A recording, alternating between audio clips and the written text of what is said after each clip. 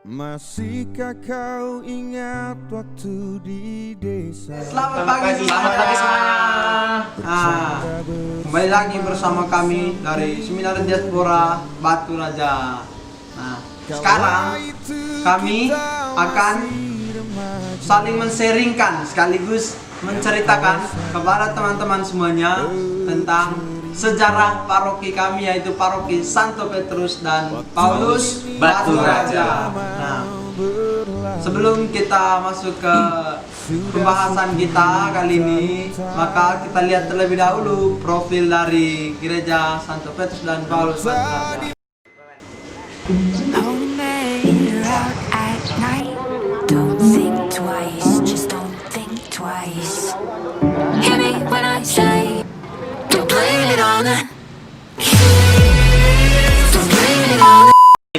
Itu dia Profil dari paroki kami. Bagaimana sih sejarah awal gereja itu dari dulu? Jadi begini, pertanyaannya tadi, bagaimana sih sejarah awal berdirinya gereja paroki Santo Petrus dan Paulus Batu Raja? Jadi begini, setelah saya membaca dari buku paroki, terus berwawancara dengan tokoh umat yang ada masa itu, mereka mengatakan bahwa sejarah paroki kita ini bukan langsung datang begitu saja. Itu pada tahun 1948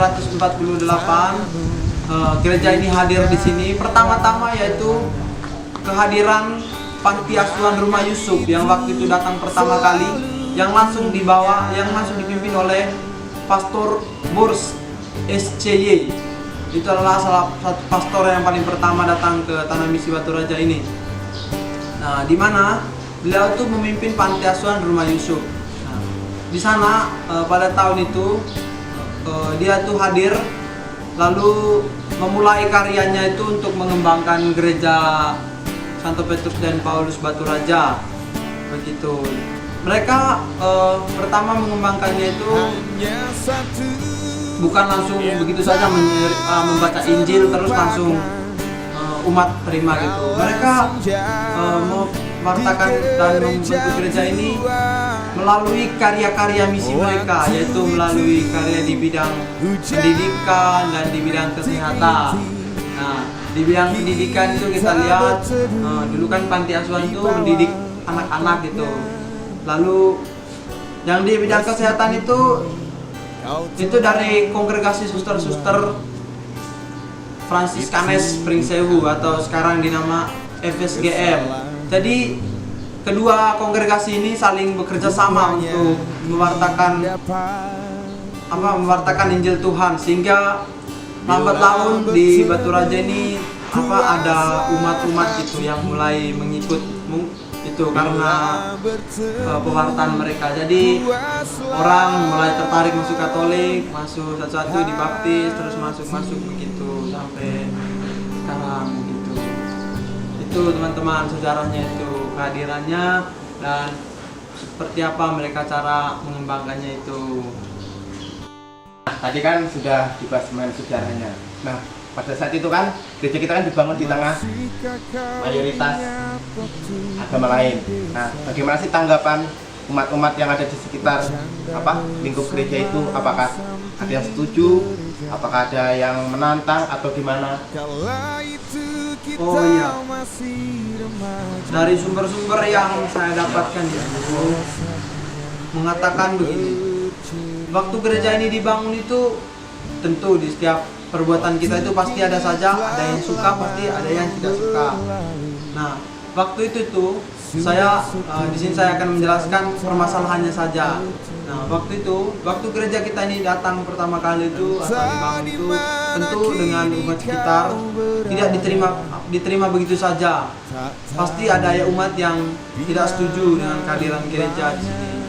Nah, dari itu di mana kehadiran gereja di sini umat dari luar yang tentunya dan tanda kutip yang tidak seiman dengan kita itu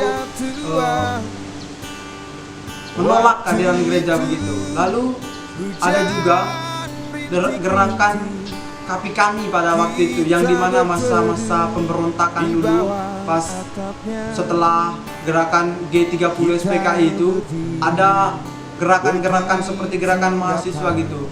Lalu di sini kan gereja sudah dibangun nih. Nah, gerakan-gerakan tersebut itu selalu datang gitu ke sini mau merobohkan gereja. Jadi pada masa itu pergulatan gereja dalam perkembangannya waktu itu sungguh sangat luar biasa perjuangannya. Yang bayangkan kalau gereja itu sudah didirikan lalu dirobohkan begitu saja, tentu hal yang mengecewakan atau menyakitkan bagi kita. Nah, selain itu juga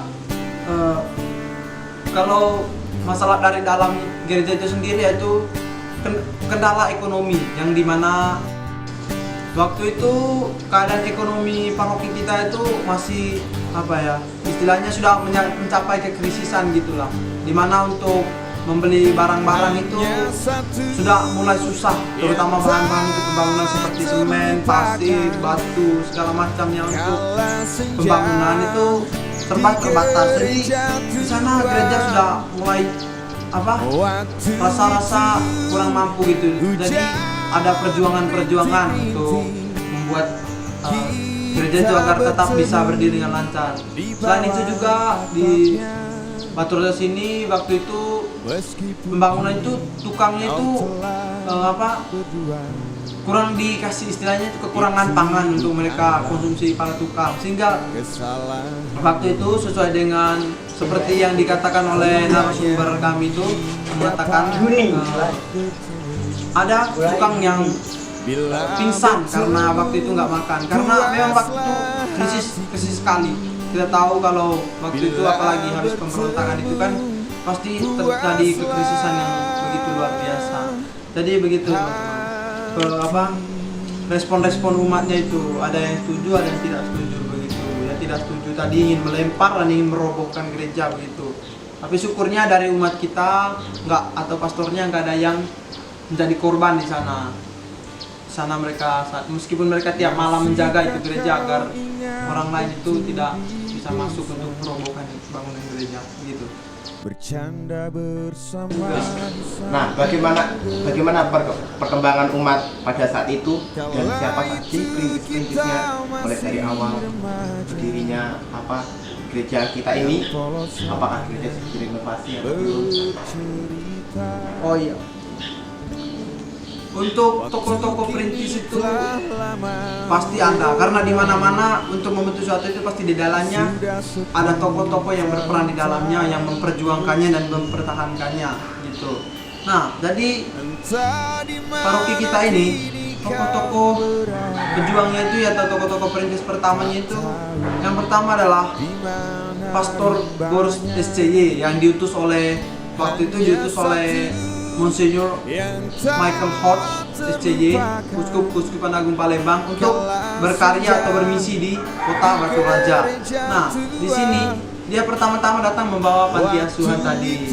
Nah, di bawah bimbingannya. Lalu di sini dia berperan untuk mengembangkan gereja dan dibantu oleh beberapa suster dari kongregasi FSGM yang berasal dari Pringsewu waktu itu, di mana melalui suster-suster itu mereka mewartakan Tuhan itu melalui karya mereka di bidang sosial, yaitu kesehatan begitu, dan pendidikan juga melalui sekolah-sekolah yang mereka buat di Batu Raja begitu.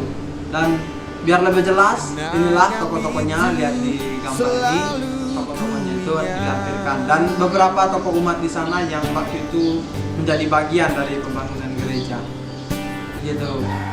Kalau perkembangan umatnya dari dulu sampai sekarang itu gimana? Sesudah gereja ini dibangun? Ya, tentu kita ketahui dunia itu berkembang atau berputar maju. Nah, tentu di dalamnya itu nggak itu aja orangnya, pasti ada orang yang datang terus ada orang yang keluar, pasti begitu. Tapi di sini saya hanya menjelaskan yang perkembangan umat-umat dari gereja paroki Santo Petrus dan Paulus Batu Raja ini, gereja kita tercinta ini. Nah, perkembangan umat kita ini pertamanya dulu dari awal itu berawal dari hanya 6 keluarga yang dimana 6 keluarga ini mereka itu kebanyakan dari mereka itu hanyalah warga pendatang dari Jawa.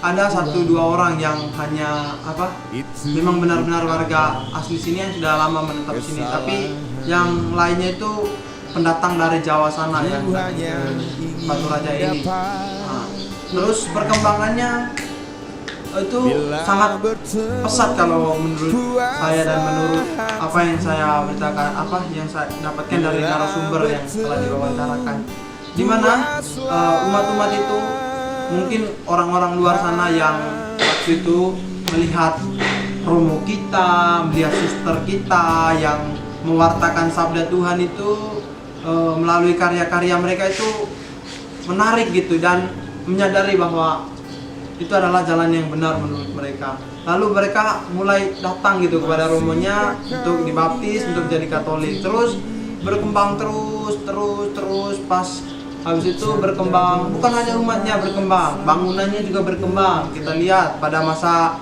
Romo Abdi, gereja kita ini dibangun sampai sebesar ini begitu. Lalu di gereja kita ini dibangun juga sangat unik, di mana di depannya itu memiliki 7 lengkungan di pintu utama, dan pintunya juga ada 2, yaitu melambangkan nama pelindung gereja kita itu Santo Petrus dan Paulus Batu Raja.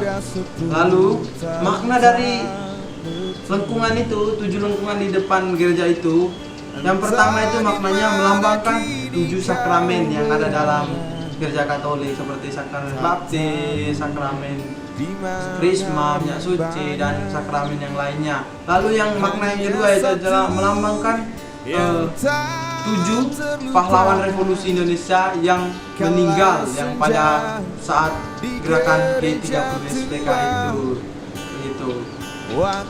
Lalu perkembangan umat sampai sekarang berada di sekarang ini, yaitu di bawah pimpinan Romo Yohanes Kristianto, di mana umat semakin berkembang begitu, karena umatnya itu tidak hanya berada di Kota Batu Raja saja, tetapi udah memiliki beberapa stasi. Nah, tentu sebelum Romo Kris ada lagi Romo yang mungkin sudah mengembangkan wilayah-wilayah tersebut, tetapi umatnya masih sedikit. Tetapi sekarang umatnya itu bertambah begitu. Terus wilayahnya itu mencakupi beberapa wilayah, yaitu tambah lagi setelah pastor parokinya, terus stasinya ada itu stasi Tegal Arum, terus stasi Merbau, stasi Barito, sama stasi SP3. Nah, sebelumnya ada stasi Bindu itu, tapi sekarang umatnya sudah bergabung ke SP3 karena jaraknya sudah semakin dekat begitu, jadi bisa dijangkau menjadi satu stasi. Jadi perkembangannya itu kalau sekarang itu semakin maju, dan gereja juga terus berjuang agar semakin berkembang gitu, tidak hanya begitu saja diam dan santai-santai gitu, tetapi gereja siapapun penerusnya nanti, dan kan kita lihat sekarang gereja itu terus berjuang dalam segala hal agar perkembangannya itu semakin lebih baik, agar menuju keselamatan bagi umat itu semakin mendalam begitu. Itu teman-teman perkembangannya. Apakah ada tambahan-tambahan begitu atau apa? Keluarnya ingin dapat perkembangan gereja ini. bila bertemu. Jadi setelah kita ini teman-teman sudah memahami, dan mudah-mudahan yang kami harapkan teman-teman yang menyaksikan video kami juga ini paham bagaimana sejarah gereja kami. Tentu kami membahas ini nih kurang begitu banyak atau kurang terlalu tahu semuanya begitu dibandingkan tokoh-tokohnya yang waktu itu ada atau yang perintisnya itu. Nah, kalau mungkin teman-teman masih penasaran, silakan teman-teman mempelajari lebih lanjut gitu sejarah dari paroki kami itu melalui Google atau online gitu, internet. Nah, di sana juga ada tercantum sejarah paroki kami secara singkat begitu. Teman-teman, sekian. sekian dari kami menjelaskan sejarah gereja kami kepada teman-teman. Kami ucapkan Terima kasih untuk semuanya. salam. Dadah. Ku hanya ingin dapat bertemu. Bila bertemu puaslah hatiku. Bila bertemu puaslah hatiku.